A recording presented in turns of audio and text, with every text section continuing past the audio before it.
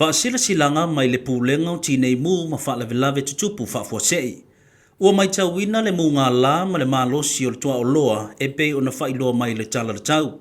Ma ua waaia le mango pa a o le vao, ua whaingo fia o na apo ia ma tupu ai se mu.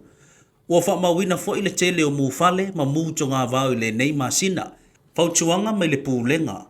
Aua le toisunuina se la pisi po o tauta ma vao matua. Aua le lafua ina murita pa i tafaala, ma so se vaenga ua mango ma mātutu. Ta pe le lei ini vai, motu ma lango sa whai ei ngā sisenga i tū noa.